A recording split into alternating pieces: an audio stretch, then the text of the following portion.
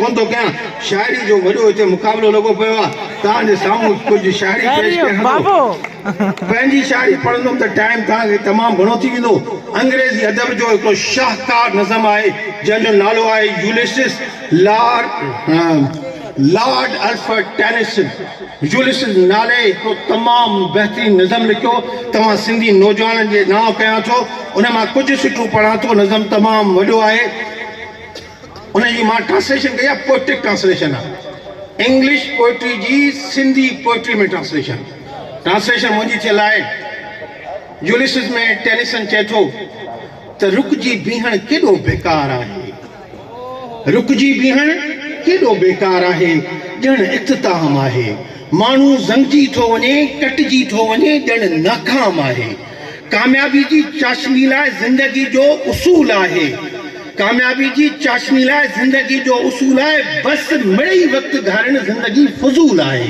ऐं काइनात जे वसतुनि जी एॾी गहराई आहे ऐं उनखे ॻोल्हण लाइ बसि हिकु ई ज़िंदगी आई आहे।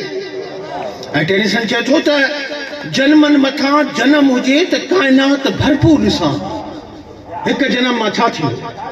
चए थो जनमनि मथां जनम हुजे त काइनात भरपूर ॾिसां हां, हिन हिकु नाकाफ़ी ज़िंदगी जो न सूर ॾिसां हां।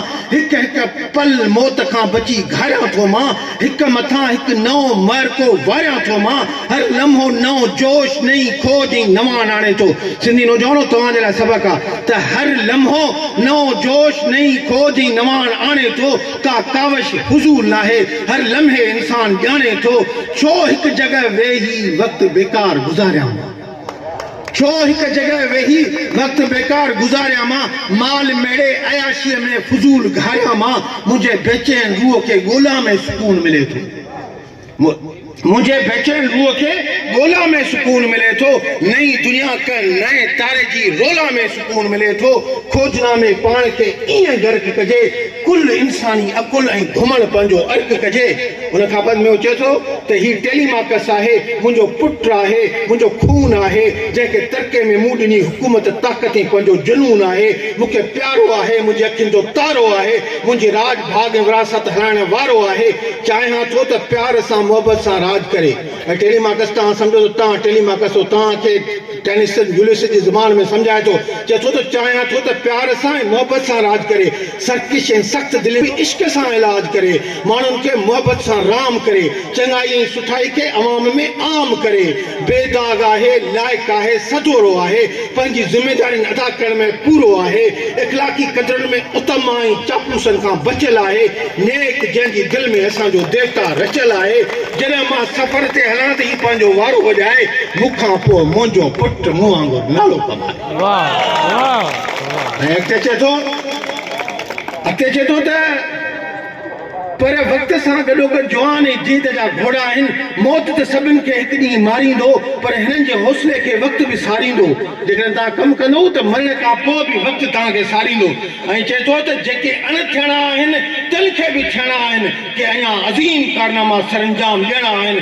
अज़ीम कारनामनि लाइ इंसान जो ख़ुदा बि वाही आहे, अज़ीम कारनामनि लाइ इंसान जो ख़ुदा बि वाही आहे। हीअ काइनात ख़ुदा खोजण लाइ त ठाही आहे। ऐं हुन खां बाद में चाहे थो त अॼु चाहियां थो त सिज लथे खां पोइ बि सफ़र जारी रहे, उन्हनि ते तारे ताईं पंहिंजे मथां राति कारी रहे। साम्हूं मंज़िल जे नज़र मूंखे जोत अचे, पोइ भली मूंखे छो न मौत अचे। ऐं आख़िर में चए थो त घणो ई विञायो आहे पर ओॾो ई पिरायो, घणो ई विञायो आहे पर ओॾो ई पिरायो आहे। जेतोणीक हाणे असां उहो जोश न बचायो आहे। उहे ॿ ॾींहं हुआ पाण ॾींहुं उहे बि ॾींहं हुआ जॾहिं पाण राति ॾींहुं लोरे छॾींदा हुआसीं।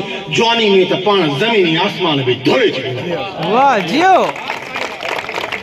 ऐं तव्हांखे ॿुधायां त इहो बेत तव्हां पढ़ी आया आहियो, जंहिं बि फर्स्ट ईयर इंटर पढ़ियो हूंदो उन में lines from Ulysses by Lord Alfred Tennyson यादि करे छॾियो। इंटर जे पोइम जे जेको सिलेक्टेड वर्स हो उन में इहो पोइम हुयो। अंग्रेज़ी में पढ़ियो हो, मूं वांगुरु सम्झ में न आयो हूंदव। हाणे तव्हांखे मां सिंधी में ॿुधायां थो, अलाह कंदो तव्हांखे सम्झ में अची वेंदो। त टेनिसन चए थो त घणो ई विञायो आहे पर ओॾो ई पिरायो आहे। जेतोणीक हाणे असां उहो जोश न बचायो आहे। उहे बि ॾींहं हुआ पाण ॾींहुं राति लोरे छॾींदा हुआसीं। जवानी में त पाण ज़मीन आसमान बि धोरे छॾींदा हुआसीं, पर पोइ बि असां ते एॾो जोश तारी आहे। असांजो जज़्बो सभई बहादुरनि खां भारी आहे।